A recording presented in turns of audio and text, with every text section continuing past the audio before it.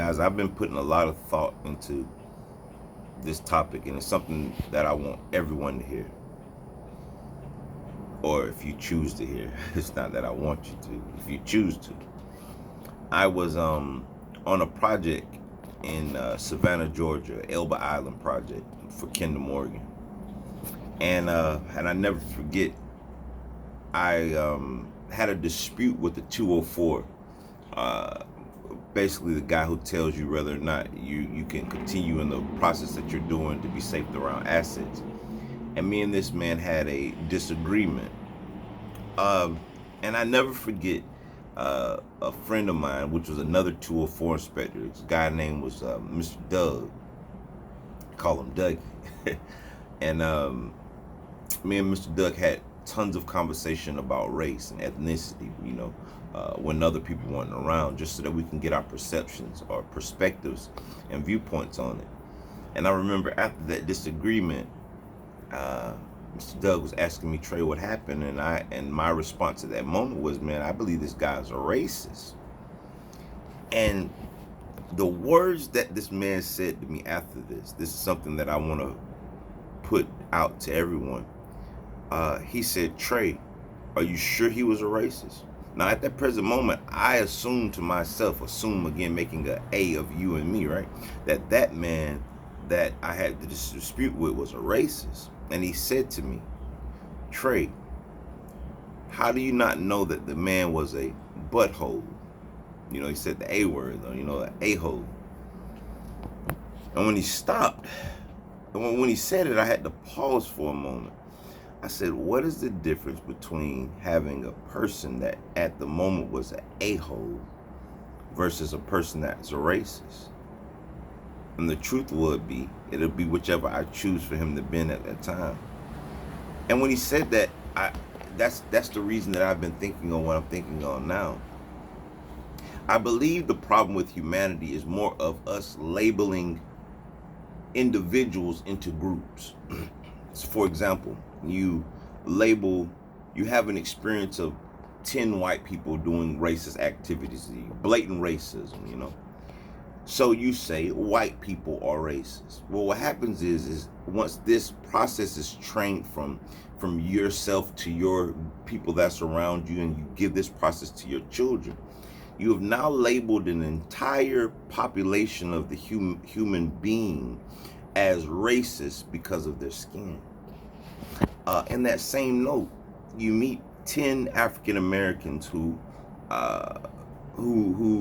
do what I call the thug dance, right? They walk around and talk crazy and cursing, acting what I call barbaric in stores, and the father sees them and says to his child, "Those are the N-word. Black people are like that." So the child grows up perceiving in his mind that all black people, because of their skin color, are categorized as those 10 black people that he witnessed that day at the store. I'm just giving a rough example. What I'm saying is it's dangerous to not look at human beings as individuals. So many times I have people say this to me, till I probably heard this more than I've heard white people call me the N-word or act in more racist ways. They always say, man, you're different than black people. And I'm kind of like, I'm different than black people. And it finally like dawns on me. It's because by me showing my better version of myself, you start to break the stereotypes that come with your skin complexion. And I just want to give one more story, man. It was during the time that I was going through my gang stalking the most. And there was a white man, older white guy, probably, how old would you say his stars? About 50, maybe 60, late 50s, man. And he's standing, he's got one person in front of him. The clothes that he has on, it smells of white supremacy, like some camouflage pants on, and his hair was looking all rough, and he kept looking back. And when he was looking back, now that I'm looking forward at this situation, he was noticing that when he turned around, he saw perhaps in my face a frown look. of judgment because of what he got on, right? The racism that was within inside of myself, the judgment that was within inside of myself to this man. And the man turned back and he kept going back and forth, looking back. And I remember looking at my wife like, this dude here, I know he's got to be with him. It's probably a racist. And the guy was one of the most conscious human beings that I've met. He was so conscious to his surroundings that the gentleman gets to the register and there was two black ladies, I believe it was two young black ladies there. And he goes to talking to him and he's saying, sister, sister. And the guy just knows, like subconsciously connected to me, like, oh, this brother here's got a race problem. He was talking about me, you know. And he turns around and he tells us his story just out the blue. He said, listen, my father is a preacher in South Africa. Showed us photos of his people that he considered his brothers, raised in the home with him. He said, I know I kind of look like what you might perceive as a racist. He said, but you should never judge the man by his clothes. And when he said that to me, it was the first time that I ever acted out of character. I didn't say anything negative to the man, but I can tell by my facial expression that I placed a judgment on that man. And I felt so bad. I actually went back home, and I swear for 2 weeks, I was like, oh my God, the thing that I've been so angry at people doing to me all my life since a child, I did to another man.